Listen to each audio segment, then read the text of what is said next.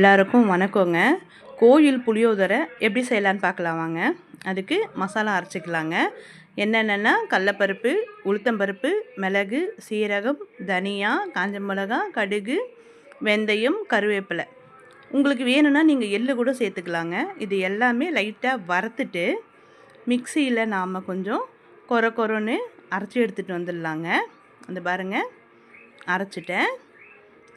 கொரன்னு அரைக்கணுங்க. இந்த மசாலா தாங்க டேஸ்ட்டே நம்ம குழம்புக்கு வர்றது. அப்புறம் புளி கரைச்சி எடுத்துக்கலாங்க.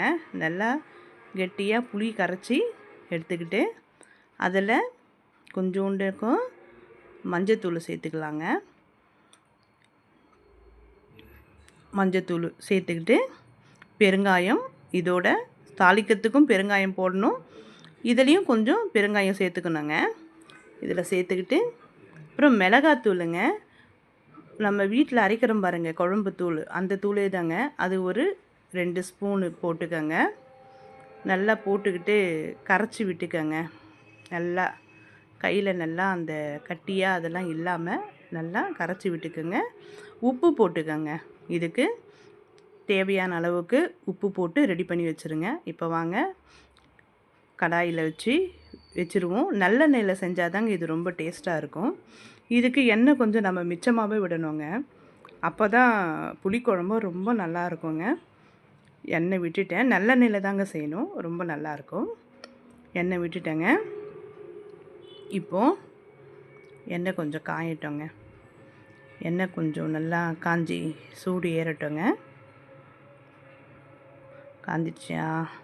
காயட்டோங்க. இது 2 நாளுனா கூட இந்த சாதம் ரொம்ப நல்லா இருக்குங்க. நம்ம ஊருக்கெல்லாம் போகிறோம் பார்த்தீங்களா, அப்போ அந்த மாதிரி எடுத்துகிட்டு போகிறதுக்கு இது ரொம்ப நல்லா இருக்குங்க. எண்ணெய் காஞ்சிடுச்சிங்க.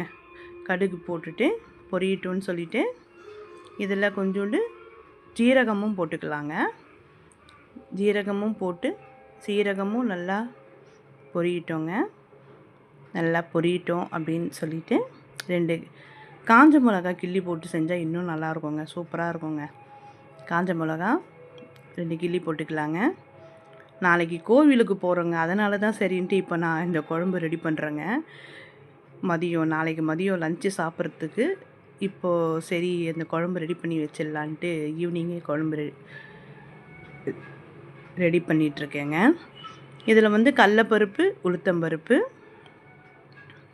போட்டுட்டு நல்லா கலந்து விடுங்க. நல்லா கலக்கணுங்க.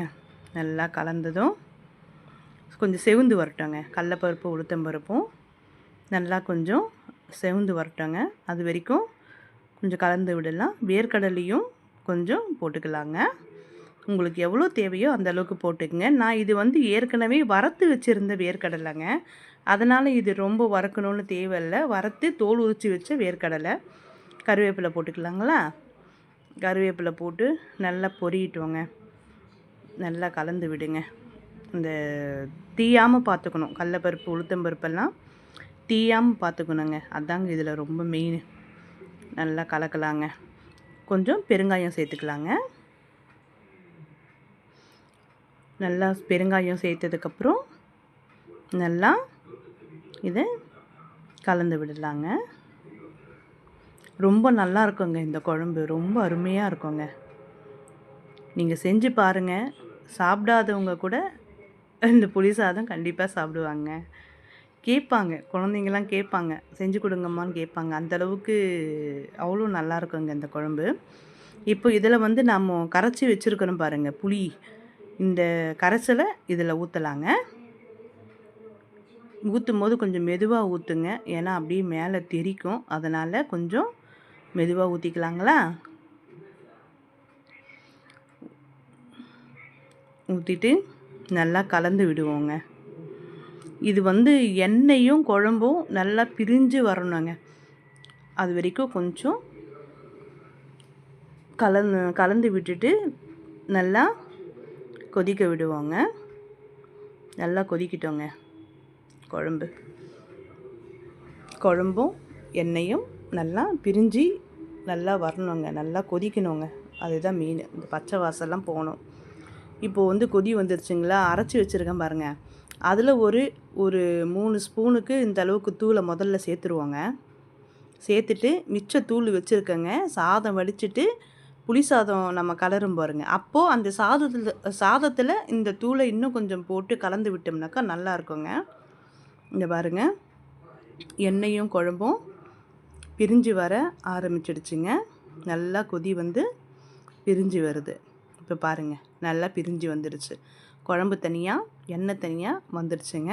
அவ்வளோதாங்க, புளிக்குழம்பு இப்போது நமக்கு ரெடி ஆகிடுச்சு. வாசனை சூப்பராக இருக்குதுங்க, நல்லா இருக்குது. இப்போ ஸ்டவ் ஆஃப் பண்ணிவிடுவோங்க. ஆஃப் பண்ணிவிட்டு ஆறட்டோன்னு அப்படியே விட்டுடுவோங்க.